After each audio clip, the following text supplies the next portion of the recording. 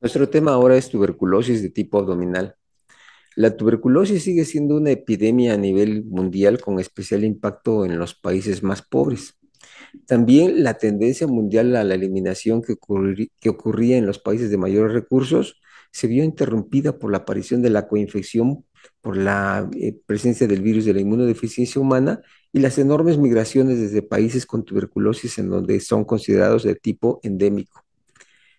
La mayor barrera para reducir la incidencia de tuberculosis y sus muertes es la proporción de personas con la enfermedad que nunca son diagnosticadas, lamentablemente hasta en un 30%, y por lo tanto nunca van a recibir tratamiento, por lo que se han establecido estrategias eficientes para la detección y su tratamiento conocidas como búsqueda activa de casos en cada uno de los países.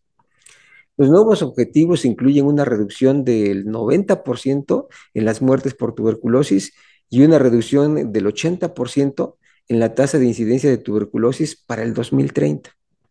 Lograr estos objetivos requerirá acelerar la disminución de la incidencia de tuberculosis de la tasa actual 1.5 a 2% al 15% anual.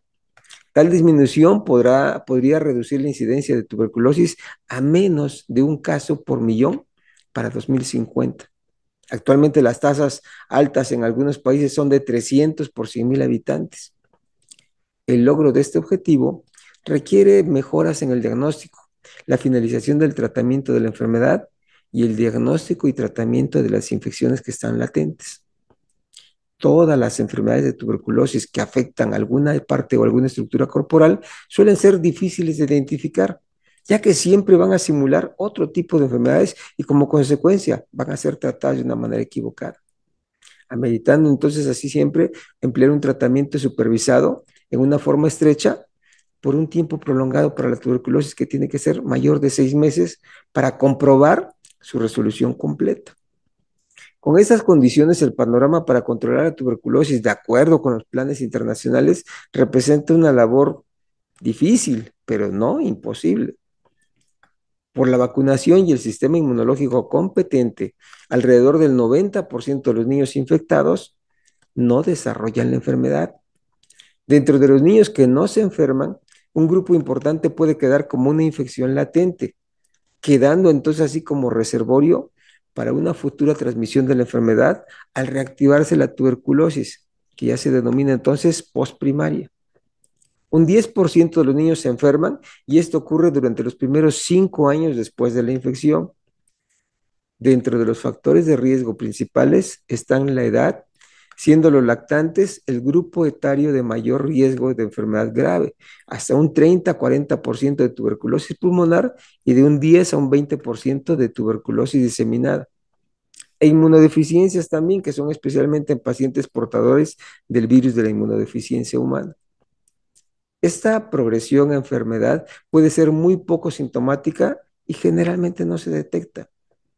La tuberculosis abdominal se diagnostica con menor frecuencia y aunque su incidencia no está definitivamente establecida, hay datos que parecen indicar que representa del 1 al 3% de todos los casos de tuberculosis pediátrica y no más del 10% de aquellos con manifestaciones fuera del pulmón. Sin embargo, parece muy probable que la tuberculosis abdominal sea significativamente más común de lo que se pensaba. Puede presentarse con signos y síntomas muy diferentes, porque la tuberculosis puede afectar diferentes órganos y estructuras dentro del abdomen al mismo tiempo o por separado. Estas diferentes manifestaciones clínicas frecuentemente tienen un inicio insidioso, sin signos ni síntomas constitucionales, y pueden simular manifestaciones de otras enfermedades. Todos estos factores hacen posible que muchos casos de tuberculosis abdominal escapen a una identificación precisa, especialmente en las primeras fases de la enfermedad. Se describen dos mecanismos diferentes para establecer la tuberculosis abdominal. El primero se refiere a la ingestión del germen, que son las micobacterias tuberculosas, que pueden llegar al intestino a través de la ingestión de material respiratorio. La secreción se le conoce como SPUT y este está infectado, que proviene entonces del pulmón de aquellos pacientes que llegan a tener dentro de sus pulmones unas cavernas que se le llamamos nosotros cavitaciones, son cavitaciones pulmonares extensas. De igual forma, la ingestión de leche por una vaca infectada, ahora por el Mycobacterium bovis, puede ser el origen de la infección intestinal también. El segundo mecanismo patogénico es la diseminación por el sistema linfático o sanguíneo del Mycobacterium tuberculosis de un lugar en donde se encuentra la infección, principalmente el pulmón, con compromiso secundario de estructuras abdominales. La evolución de la enfermedad es de tipo prolongado, ya que las manifestaciones suelen ser sutiles en su forma inicial y con posterior aparición de alteraciones generales que se pueden presentar en diferentes alteraciones como la fiebre, mal estado general, alteraciones digestivas con sensación de plenitud o que ya están muy llenos, casi inmediato al iniciar la ingesta, dolor abdominal que puede ser variable en su localización, en su intensidad y en su recurrencia, asociación con la sensación de náuseas o de vómitos en las formas en diferentes formas, diarreas o cuadros de estreñimiento y otras variantes adicionales que en forma invariable justifican en cada cuadro de alteración considerar la presencia de otras enfermedades que son más comunes con tratamientos habituales y recurrencia de alteraciones, estableciendo un mayor periodo de tiempo en el que se puede sospechar primero y luego lograr su identificación específica, que suele llevar un periodo habitualmente mayor de los 6 a los 8 meses. Ante la cronicidad de las alteraciones digestivas y su persistencia durante el tiempo ya señalado, algunos datos muy persistentes pueden orientar a sospechar en el afectado la presencia de esta enfermedad. Se incluye la fiebre de tipo recurrente, periódica, con registros variables, pero de predominio nocturno. Molestias abdominales que van a ser variadas y recurrentes, con poca respuesta a los tratamientos que se le llegan a establecer. Y en especial, la disminución paulatina de peso como una señal de compromiso en la función de la absorción intestinal que limita la incorporación de los nutrientes hacia el cuerpo. Ya en consideración a las manifestaciones de afección abdominal en particular, es posible establecer la ubicación del órgano más afectado.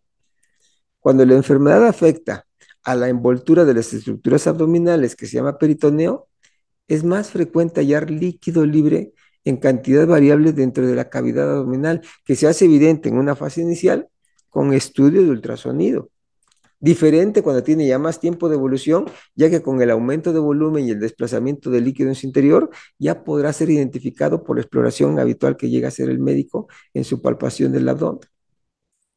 La afectación del hígado o de las vías biliares hará notar crecimiento de este órgano con dolor a su palpación, cambios en la coloración de la orina, evacuaciones y posiblemente a nivel de la piel y de las mucosas con color amarillo.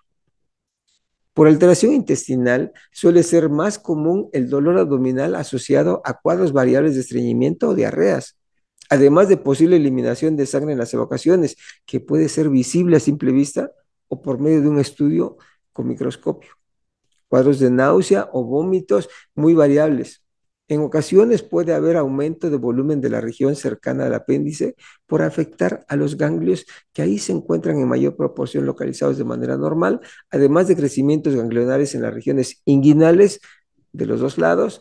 Cuando la lesión está en la región anal, podrá también manifestar periodos de estreñimiento, sangrados rectales con la presencia de sangre fresca.